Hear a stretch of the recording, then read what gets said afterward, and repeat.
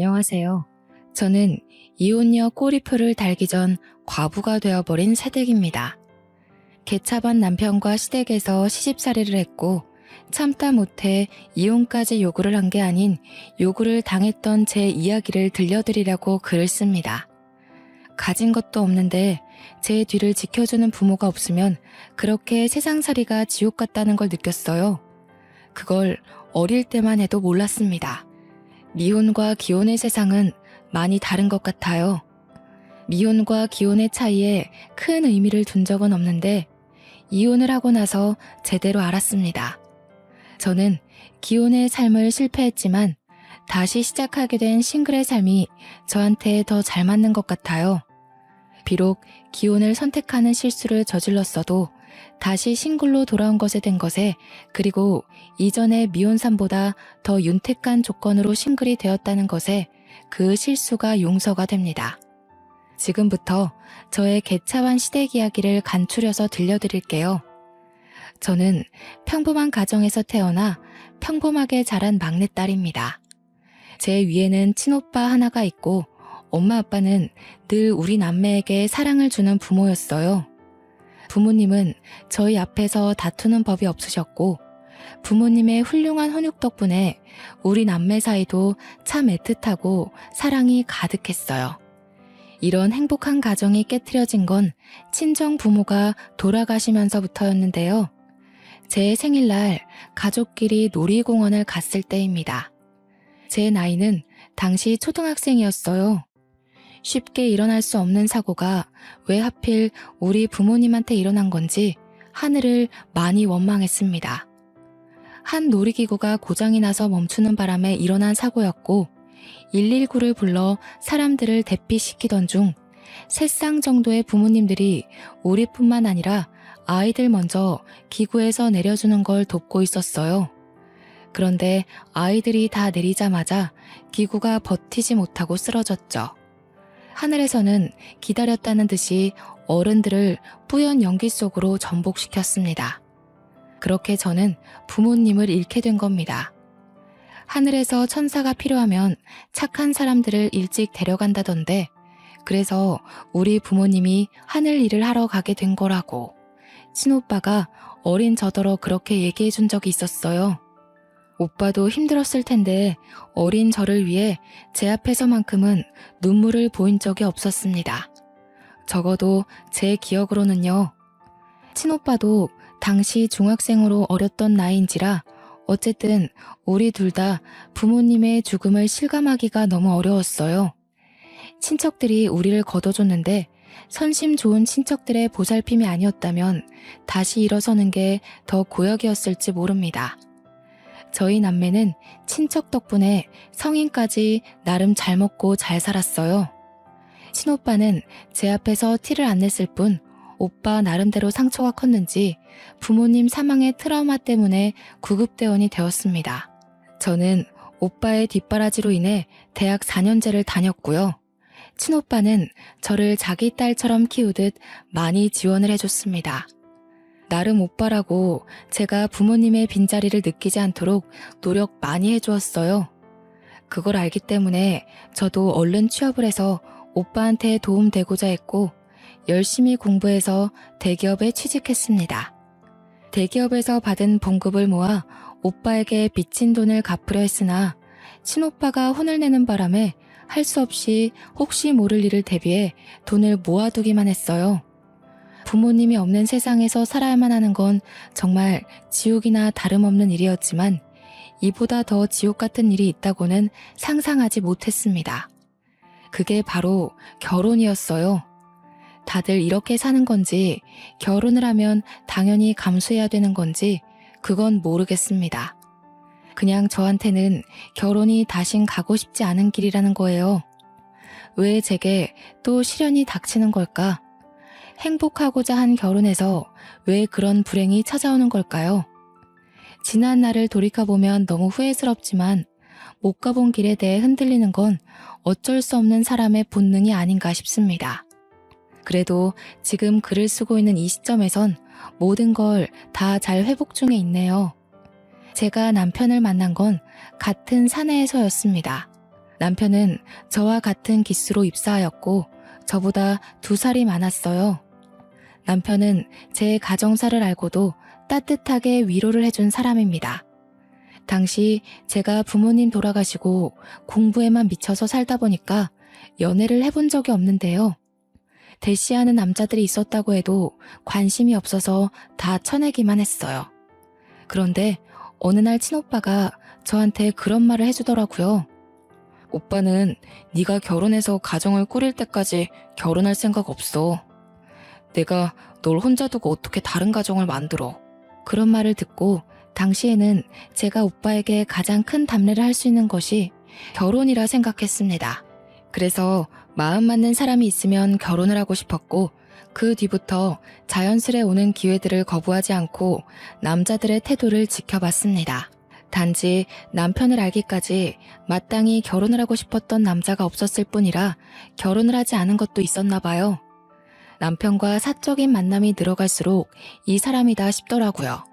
남편이 제게 상냥하고 제 말이라면 다 들어줄 것처럼 모든 걸 다 해줬는데 그런 물질적인 선물보다 제가 남편에게 끌린 건 다른 부분에 있었습니다. 부모님 없는 고아 신세인 저처럼 남편 또한 가정사의 아픔이 있었다는 거예요. 시부모가 재혼 사이라는 겁니다. 재혼 과정에 대한 자세한 내막은 시부모가 말을 안 해줘서 남편도 잘 모른다고 하더군요. 자기 아빠의 재혼이면 무슨 사정인지 모를 수가 없는데 그땐 제가 너무 순진해서 남편을 고지곳대로 믿었습니다. 결혼을 했는데 시부모는 제가 부모 없는 것에 대해 별다른 거부감은 안 보였습니다. 물론 그렇다고 자기 아들의 짝으로 저를 환영을 하는 것도 아니었어요. 지금 생각해보면 제가 고아라서 마음에 안 들었지만 집을 해왔기 때문에 시부모가 아무 말 안 하지 않나 싶어요. 남편 쪽이 저보다 훨씬 잘 사는 형편인지라 친오빠 말로는 집이라도 해가야 무시 안 받는다고 하더라고요. 그래서 제 형편에 굳이 무리해서 오빠의 도움을 또 받아 집을 해간 거였습니다. 그것도 강남의 좋은 아파트로요. 친오빠의 조언 덕분에 출발을 잘했다고 생각했는데 문제는 출발점이 아니었습니다. 결혼은 매 순간 고비일 수밖에 없다는 걸 살면서 느꼈어요. 남편은 좀 사는 형편 때문인지 생각보다 돈 쓰는 씀씀이가 해펐습니다. 남편이 저를 잘 위로해준 것처럼 남편 주변에는 사람이 늘 많아서 어딜 가나 남편이 자리를 참석해야 했고 계산을 해야 했습니다. 남편이 여유가 되니까 그런다는 건 알겠는데 연애 때는 안 그러던 사람이 갑자기 친구들을 엄청나게 만나길래 좀 놀랐어요. 솔직히 소비 습관 보는 게 좀 불편했습니다. 저랑 오빠는 어릴 때부터 아껴야만 했기 때문에 아끼느라 제대로 돈을 쓰지도 못한 사람들이거든요. 그런데 남편은 정반대라 심지어 한두 번이 아니라서 문제라는 겁니다. 자기야, 돈 너무 많이 쓰는 거 아니야? 이번 주만 벌써 5번째 약속이잖아. 이러다 급할 때 쓸 돈 없으면 어떡하려고. 뭘 그런 걸 걱정하고 그러냐? 사정 되니까 쓰는 거지. 너 챙겨줄 돈 없을까봐 그래? 내가 얼마나 대단한 사람인지 모르는구나. 알지. 아니, 결혼하기 전에는 안 그랬던 것 같아서. 친구도 잘 안 만나고 친구 없다고 그랬잖아. 그래서 나는 정말 자기가 나 아니면 다른 인맥은 없는 줄 알았는데. 우리 자기 왜 이렇게 순진해? 그때는 주변 인맥 끊고 너한테만 신경 쓰느라 그랬지. 내가 우리 와이프 얻으려면 그 정도는 집중해야 될 거 아니야. 목표를 잃었으니까 그동안 소홀했던 사람들한테 미안했다고 쏘는 거야. 큰 인물이 되려면 대인관계가 다 자산이거든. 남편은 자기 원래 이런 사람이었다고 저한테 다 맞춰주느라 저한테만 소비를 했던 거라고 했습니다. 몰랐던 사실이었지만 남편이 저를 위했던 마음도 그리고 자기 인맥을 관리하는 마음도 나쁜 게 아니라 좋은 마음으로 하는 건데 이 이상 더 말리기가 좀 그랬어요. 그러면서 남편이 저보고도 연애하느라 못 만났던 인맥들 관리하라고 하지만 저는 딱히 그럴 필요성을 잘 못 느끼기도 했고 공부만 했던 사람이라서 친구가 없기도 했습니다. 그냥 그러려니 남편의 말을 넘겼죠. 근데 문제는 남편의 소비 습관이 시부모를 쏙 빼닮았다는 겁니다. 남편이 돈을 잘 버는 거지 시부모는 그저 그런 형편이었거든요. 남편의 용돈 때문에 풍족하게 살 수 있었던 것뿐이라는 거 저도 결혼 전에 남편이 말해줘서 알고 있습니다. 시부모 사는 아파트도 제가 해온 신혼집보다 집값 낮다는 것도 알고 있고요. 남편은 회사를 다니면서도 작게 투자한 곳이 많아서 저보다 수익이 훨씬 많은 사람이었습니다. 시부모는 자기 아들이 손해보는 장사로 결혼했다고 생각해서 그런지 처음에 제가 신혼집을 해왔을 때는 아무 말 안 턴 사람들이 한 해가 지나니까 점점 입을 떼기 시작하더라고요. 그 시작이 바로 시부의 생신이었습니다. 시부 생신 선물 때문에 시모한테서 전화가 온 날이었어요. 아들은 매달 용돈 주는 것만으로도 우리가 이미 선물 받은 거나 다름없다. 그래서 아들한테 더 부탁하긴 면목이 없고 너한테 따로 시애비 선물 기뜸해 주려고 연락했어. 아, 그러세요? 그렇잖아도 뭐 필요한 거 없나 여쭤보려고 연락드리려던 참이었는데 용돈이랑 고민하고 있었거든요. 아버님께서 따로 갖고 싶은 거 있으신가 봐요? 그래도 생일 선물인데 용돈보다는 눈에 보이는 게 좋지 않나 싶네. 다른 축하 파티나 식사 자리는 따로 필요 없고 지갑 하나면 될 것 같은데. 지갑 정도야 사드릴 수 있어서 저는 흔쾌히 알겠다고 했는데요. 시모가 따로 찾아놓은 지갑이 있다고 저한테 보내주더라고요. 그게 바로 제 불행의 시작이었다는 겁니다. 저는 그 지갑 정보를 보고 경악을 금치 못했어요. 지갑이 무려 500만 원짜리 명품 지갑이더라고요. 지갑 하나에 500이라는 것이 놀라워서가 아니에요. 그냥 생신 선물 치고는 너무 과한 금액이라서 당황스러울 뿐이었습니다. 저는 시모한테 다시 연락해서 너무 비싼 것 같다고 말씀을 드렸어요. 너는 우리한테 용돈도 안 주고 혼자 벌어먹고 있지 않니? 집 하나 했다고 두 손 두 발 놓고 있으려고 했어? 앞으로도 용돈은 내 아들만 줄 것 같으니 너더러 한 번 해줄 때 크게 해주라는 거야. 어머님, 그래도 500만 원은 제 선에서 좀 힘에 부치는 금액이에요. 다른 선물 뭐 없을까요? 제가 몇십만 원 정도는 가능할 것 같은데요. 몇십만 원? 우리 그런 건 명품 취급도 안 한다. 너가 우리 집 식구 된 지 얼마 안 돼서 모르나 본데 우리 아들 연봉 얼만지 알지? 우리가 재벌이나 다름없어. 사장 사모가 몇십만 원짜리 들고 다니면 사람들이 뭐라고 생각하겠니? 솔직히 시부모 댁이 명품을 들고 다닐 정도로 차고 넘치는 집도 아니었고 명품이 어울리는 사람들도 아니었습니다. 시부모는 남편이 사준 명품 옷이 있더라도 그걸 아낀다며 잘 꺼내 입지도 않는 사람들이에요. 남편 말로는 시부모가 자기 생각해서 용돈 달라는 소리도 잘 안 한다길래 남편이 알아서 시부모 용돈 챙겨주는 거라고 했거든요. 그런데 제가 보는 시부모는 남편이 말해준 이미지와 좀 다르다고 느꼈습니다. 욕심이 없는 사람이라고요? 글쎄요. 저는 문제가 되기 시작한 생신 선물부터 시부모의 욕심을 눈치챘는걸요. 너도 우리 아들이랑 같이 대기업 다니지 않냐? 우리 아들만큼은 못해도 500만 원 선물에 부담스럽진 않을 텐데. 설마 우리한테 그 돈 쓰기 아까워서 그런 거니? 아니요, 그럴 리가요. 아무래도 큰 돈이다 보니까 남편이랑 상의해서 결정해야 될 것 같아요. 아버님 첫 생신 선물인데 신경 써서 준비할 테니 걱정 마세요. 우리 아들한테 상의를 하긴 뭐래. 그럼 그게 아들이 사주는 선물이지 며느리로서 주는 게 아니잖아. 너한테 더 안 바랄 테니까 시애비 선물 그거 하나 딱 해줘라. 500만 원 돈이 없어서가 아닙니다. 그냥 처음부터 이렇게나 값비싼 선물을 사드리면 그 다음엔 더 비싼 걸 사야 될 것 같아서였어요. 시모의 첫 부탁인데 남편한테 철저히 비밀로 하라는 시모의 말을 거역할 순 없어서 비밀은 지키되 선물은 다른 걸로 신경 써서 구매를 했습니다. 시부모가 환장하는 명품으로요. 시부 생일날 남편과 함께 시댁으로 동행했고 남편은 잠깐 통화할 때가 있다고 저더러 먼저 올라가라길래 저 혼자 시댁을 들어왔어요. 시모는 제가 선물을 사왔다는 걸 알고 되게 반갑게 반겼습니다. 저에게 속닥거리며 자기가 사오라는 선물을 사왔냐고 시부가 엄청 기대 중이라고 요란 피웠어요. 지갑을 사긴 했죠. 시모가 말한 500만 원짜리가 아니었을 뿐입니다. 저를 끌고 들어간 시모가 시부 앞에서 마치 자기가 칭찬받고 싶어 안달난 사람처럼 자랑까지 하더라고요. 당신 지난달에 명품 지갑 하나 갖고 싶다고 했죠? 우리 새아기가 당신 생각해서 그걸로 딱 사왔지 뭐예요? 제가 따로 연락해서 부탁했다니까요. 난감한 상황이었습니다. 시모의 자랑에 시부는 이미 기대에 찬 눈빛이었어요.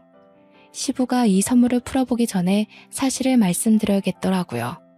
저는 들뜬 두 사람 앞으로 머쓱하게 웃으면서 시부 지갑 그때 그게 아니고 40만 원 정도의 적당선의 명품으로 샀다고 했어요.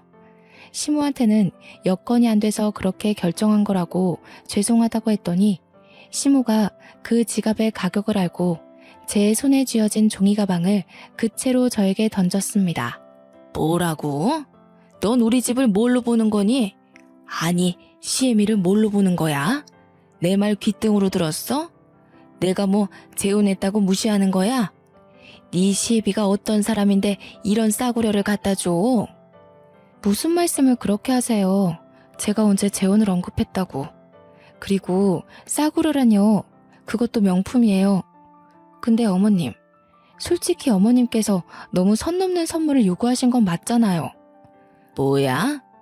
집 해올 때는 돈 많은 것처럼 유세란 유세는 다 부리더니 시댁에 선물 주는 게 그리 아깝든? 내가 쪽팔려서 어디 모임에서 말이나 할 수 있을지 모르겠다. 시부모는 일을 안 하고 아들 주는 용돈으로 탱자탱자 놀고 있는 사람들입니다. 솔직히 그때 그런 생각을 했어요. 아들 등골 빼먹고 사는 주제에 재벌인 척 한다고요. 참 우스운 꼴이었죠. 하지만 제 속내가 그런 시부모의 성품을 가볍게 이겨낼 정도로 멘탈이 강한 사람은 아니었습니다. 너무 화가 나서 눈물까지 날 지경이었어요. 시 또한 기분 상해서 저를 보고 쯧쯧거리며 거들떠도 보지 않더군요. 때마침 남편이 들어왔고 남편은 거실에 멀뚱히 서 있는 저더러 왜 그렇게 서 있냐고 물었습니다. 제가 대답을 안 하고 있으니 바닥에 떨어진 지갑을 본 남편은 대충 상황을 파악한 것 같았어요. 아이, 엄마 아빠도 처음? 그래도 며느리가 신경 써서 사온 건데 좀 봤지. 아직 어리잖아. 첫 선물인데 부족할 수도 있는 거를 꼭 티를 냈네. 아들아, 우리 눈높이 알잖아. 우리가 어디 요즘에 돈 100만 원 안 하는 물건 들고 다녔어? 너희 아빠는 다음 주에 골프 동호회 사람들이랑 일본에 놀러 간다고 했단 말이다. 저런 싸구려를 들고 어디 어깨 펼 수 있겠니? 그렇긴 한데 이 사람이 잘 몰라서 그랬을 거야. 친오빠랑 둘이서 힘들게 살았다는 거 알잖아. 엄마 아빠가 이해해줘. 내가 잘 타일러서 다신 그런 일 없도록 할게. 남편이 시부모의 흥분을 잠재우긴 했지만 저한테는 어딘가 불편한 발언들이었습니다. 남편은 마치 저를 문제아로 보는 듯이 말을 했어요.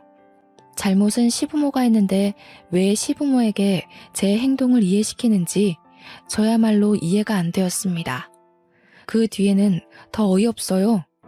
남편은 저를 내버려 두고 시부모 기분을 풀어주려고 애교를 떨면서 자기가 선물 좋은 거 사왔다고 두 손 가득한 짐을 풀어놓더라고요. 시부모에게 옷 한 벌씩 해주는 거였습니다. 저건 저도 몰랐던 사실이에요. 제가 은근슬쩍 시부 생신 선물 뭐 해줄까 하고 물어봤을 때는 별말 없었거든요. 이런저런 서운한 게 많았지만 일단 시댁을 나올 때까진 참았습니다. 남편과 시댁에 인사만 드리고 나온 뒤 저는 바로 남편에게 물었죠. 어머님 아버님이 나한테 어떻게 했는 줄 알아? 내가 사들인 지갑 던졌어. 뒤로 안 물러났으면 나 얼굴 다칠 뻔했다고. 어떻게 그러실 수가 있어?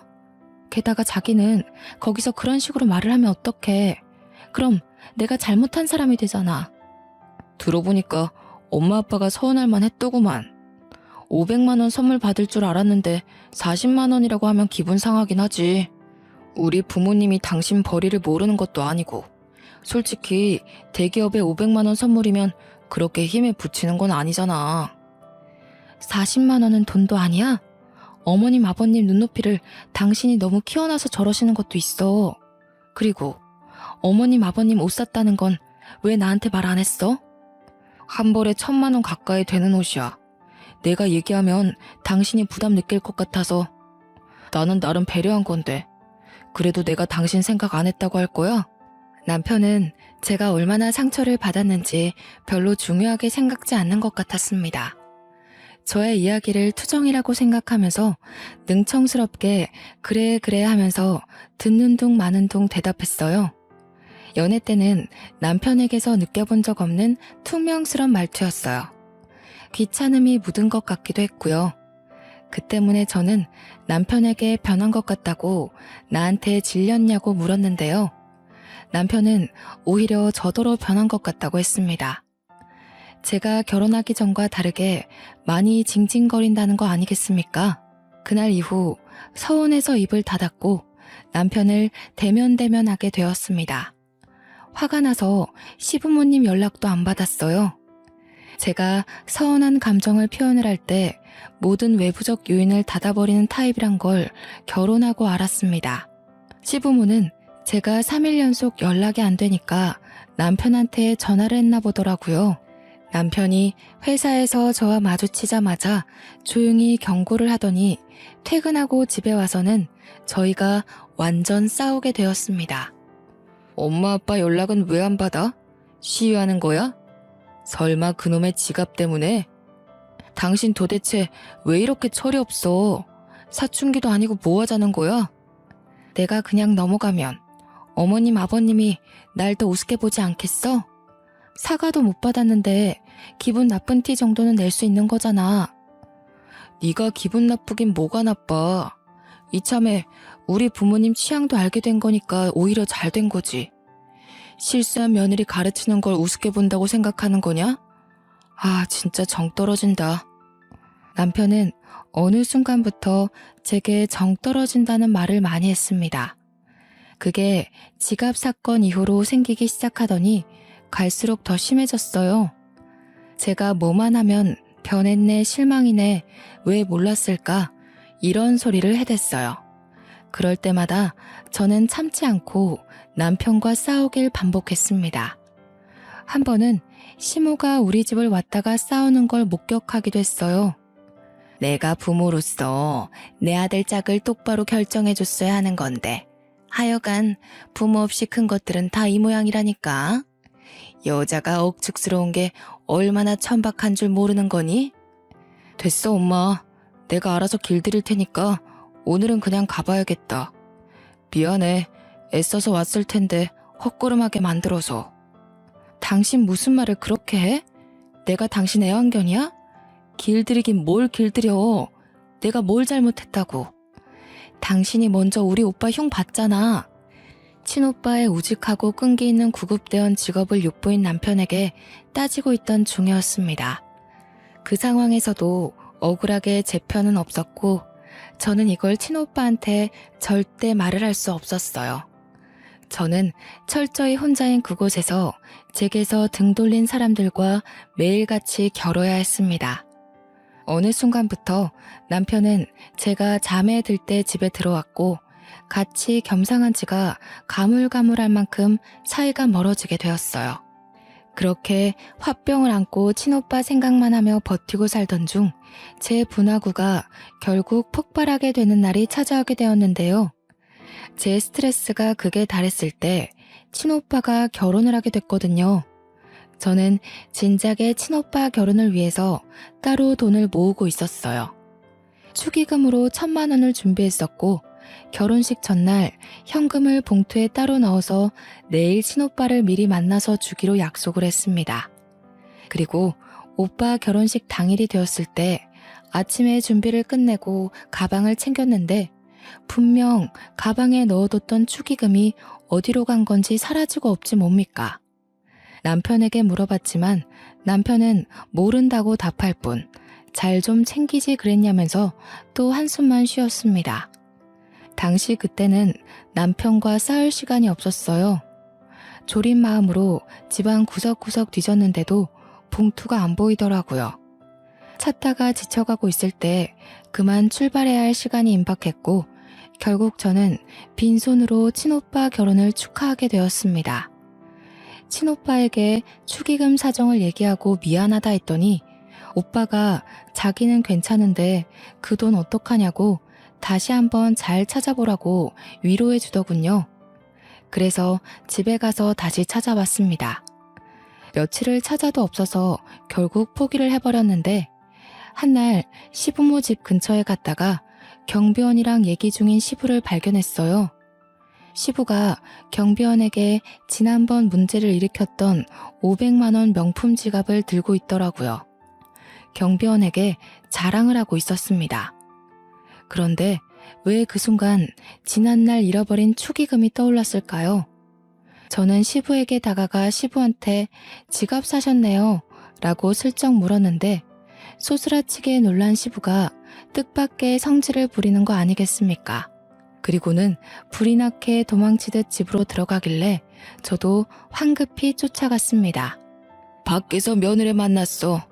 하필 내가 경비한테 지갑 얘기하고 있다가 그걸 얘가 봤지 뭐야. 우리가 자기 돈 슬쩍 한 걸 눈치채면 어떡해? 에이, 어디 1,000만 원이 자기만 있나? 그리고 눈치채면 어때요? 우리한테 10원 한 장 쓰는 것도 아깝다고 하는 며느리니 이렇게라도 시부모로서 용돈을 받아야지. 현관문이 스무스하게 닫히고 있었는데 완전히 닫히기 전 뛰어들어갔던지라 제가 집안에서 듣고 있었다는 걸 시부모가 몰랐던 모양입니다. 제 돈의 행방을 알게 된 저는 시부모를 큰 소리로 부르면서 버럭 언성을 높였어요. 놀란 시부모가 나자빠지려다 말았는데 이날이 바로 제 분화구가 폭발한 날입니다. 어떻게 그러실 수가 있어요? 저희 집에 몰래 들어와서 제 가방을 뒤지신 거예요? 도둑이세요? 당장 돈 돌려주세요. 안 주시면 경찰에 신고할 거예요. 뭐야? 인정머리 없는 것. 네가 하도 짠순이처럼 돈 아끼니까 우리가 알아서 좀 용돈 탔다. 그러게 네가 우리한테 신경 쓰는 티라도 냈으면 우리가 이렇게까지 했겠어? 죄송하다고 고개 숙이지는 못할 망정 내가 이걸로 도둑 소리까지 들어야 되겠니? 네, 완전 개도둑이죠. 그 돈이 어떤 돈인 줄 알아요? 어머님 아버님이 그렇게 흥청망청 쓸 돈이 아니란 말이에요. 애도 안 하는 짓을 다 늙어서 무슨 추태인 거예요? 살다 이런 사람들 처음 보네 진짜. 뭐? 너 뭐라 그랬어? 감히 시애미한테 도둑? 추태? 여보, 이 애가 정신이 나갔나 봐요. 우리를 우습게 보는 게 맞았다니까요. 야, 내 아들한테 말하면 너 바로 이혼이야. 네, 이혼할게요. 거지 같은 집안 제가 그냥 버리고 말지. 여기서 버티고 살아준 게 제가 아쉬워서 그런 줄 아세요? 저희 오빠가 저 때문에 그만 고생하길 바래서였어요. 그런데 오빠는 아마 제가 이렇게 사는 것에 더 속상할 것 같네요. 이 거지 같은 곳 당장 나가버릴 거니까 제 돈 주세요. 내 돈 달라고요. 목에 핏대를 세우면서 시부모를 잡아먹을 것처럼 악을 썼더니 시부모가 크게 당황하면서 그대로 남편한테 전화를 했습니다. 뒤늦게 남편이 찾아왔고 저는 그 자리에서 남편에게 풀스윙 싸다구를 맞았어요. 누굴 한두 번 손대본 솜씨가 아닌 건지 남편은 쓰러진 저를 멱살 잡고 세워서 흔들기 시작했는데요. 이혼? 네 입에서 그 소리가 먼저 나올 만큼 잘나지 않았을 텐데. 그래, 내가 널 진작에 벌었어야 하는 건데 실수했어. 네가 감히 내 부모님한테 도둑 소리를 해? 너 합의 이혼은 기대도 하지 마. 소송할 거야. 위자료나 준비해. 남편이 저를 패대기 치자 그때 시부가 500만 원 지갑에 내용물을 다 빼더니 저에게 던졌습니다. 우리가 잠시 눈이 멀었다. 이깟 것도 며느리라고. 옛다. 치사해서 안 받아. 이렇게 돈에 미친 여자는 내가 처음 본다. 얼른 썩 꺼져버려. 제가 사준 것도 아니고 훔친 돈으로 산 거면서 저더러 도로 가져가라는 시부의 말이 웃기더라고요. 저는 굴하지 않고 그 지갑을 들고서 다시 시부에게 던졌습니다. 아버님 손때 묻은 건 더 이상 명품이 아니죠. 당신들도 돈이나 준비하세요. 진짜 돈에 미친 여자가 어떤 건지 보여드릴게요. 그래야 저도 그런 욕 먹는 게 덜 억울하지 않겠어요? 제대로 고소해 줄 테니까 기다려요. 내 전 재산을 털어서라도 당신들 쫄딱 망하게 할 거야. 그렇게 저는 집을 떠났고 여전히 친오빠한테 말하지 못했습니다. 그냥 혼자 모텔 잡아 지냈죠.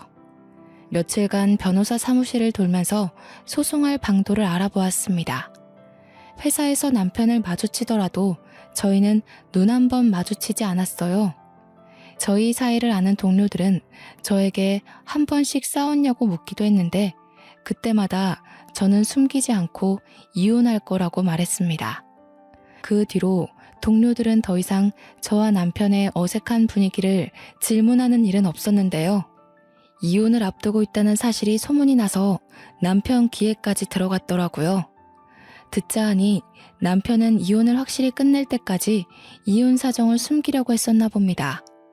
저를 계속 비상구로 따라오라고 울음장을 놓았는데 그때마다 저는 남편을 쌩깠죠. 제게 무시당하는 게 화가 났는지 한 번은 남편이 직원들 눈을 피해서 억지로 저를 끌고 가려고 했던 적이 있었는데 제가 비명을 지르는 바람에 그마저도 실패했었습니다. 그러니까 남편은 저를 단 둘이 마주할 기회가 없었던 거죠. 그 상황에서 저는 매일같이 변호사와 면담을 하면서 소송 준비를 철저히 했어요. 그러나 이게 무슨 날벼락인 건지, 아니 이걸 내게 돈벼락이라고 해야 되는 건지 모르겠는데 저는 어느 날 충격적인 소식을 듣게 되었습니다. 남편이 회사 비상구 계단에서 굴러떨어지는 바람에 사망했다는 거 아니겠습니까? 당황스럽고 놀라운 소식이라서 급히 장례식장을 찾았는데 영정사진이 남편인 걸 보고 그제야 실감을 했습니다. 네가 어디라고 여길 찾아와? 이게 다 너 때문이야. 네가 우리 집 며느리로만 안 들어왔어도 내가 우리 아들을 잃는 일은 없었어. 내 아들 살려내. 우리 아들 살려내라고 이 여우 같은 년아. 불과 2주 전 제 뺨을 친 남편이 죽었다는 게 놀라워서 시모가 저를 원망하는 것도 안 들렸습니다. 이게 무슨 허무한 죽음이란 말입니까? 법정까지 가서 개싸움을 벌이게 될 줄 알고 정말 철저히 준비 중이었는데 죽어버리다뇨. 이건 저와 변호사님이 준비 못했던 변수였습니다. 그때 멍 때리고 있는 제게 시부가 나타나 밀치면서 불결하니까 꺼지라고 욕을 했어요. 집안에 제가 들어와서 망했다고 하면서 울부짖었습니다. 그 정신없는 와중에 순간적으로 제 눈에 들어온 사람이 있었는데요. 직장 동료들 틈에 껴서 조용히 음식을 먹고 있는 젊은 여자였습니다. 그쪽 사람들은 남편 동료 직원이기도 하면서 저의 동료이기도 했기에 몇몇은 저랑 알고 있는 사이였어요. 제가 시부모의 원망을 받고 있을 때 정확히 저와 눈이 마주친 여자였는데 일순간 어딘가 모르게 쎄한 기분이 들더라고요. 그 젊은 여자의 눈빛과 표정이 남편의 죽음을 슬퍼한다고 보기엔 어려웠고 심지어 저를 업신여기는 듯한 분위기를 풍겼습니다. 왜 그런가 했더니 다 이유가 있었더라고요. 남편이 사망했고 저희는 이혼 처리가 안 된 상황이었기에 남편 재산이 제게 상속됨과 동시에 남편 사망보험금마저 제 앞으로 되어 있어서 그 보험금까지 모조리 제게 떨어졌지 뭡니까. 남편이랑 신혼 초일 때 서로 사랑하는 마음에 사망보험금 수익자로 서로의 이름을 써서 계약했거든요. 이 때문에 저는 수익자를 당장 신오빠 쪽으로 돌려놓는 대비를 하기도 했네요. 그런데 이 사실을 알게 된 시부모가 제게 소송을 하는 건 충분히 이해가 되는데 저를 찾아온 또 다른 사람이 있었어요. 바로 장례식에서 본 젊은 여자였죠. 장례식에서 저를 불쾌한 시선으로 쳐다보던 이유가 다 남편 재산 때문이었더군요.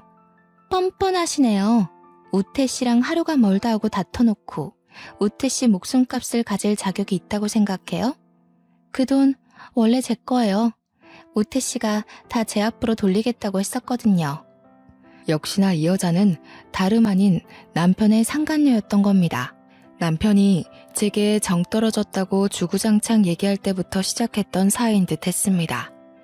그걸 눈치채자마자 저는 몰래 휴대전화 녹음기를 재생했어요. 이미 제 주머니로 떨어진 돈은 수두룩했지만 아직 혼내줄 사람이 더 있는 것 같았거든요. 우태 씨, 사고 나기 직전까지만 해도 나랑 있었어요. 나랑 매일 비상구 계단에서 만났거든요.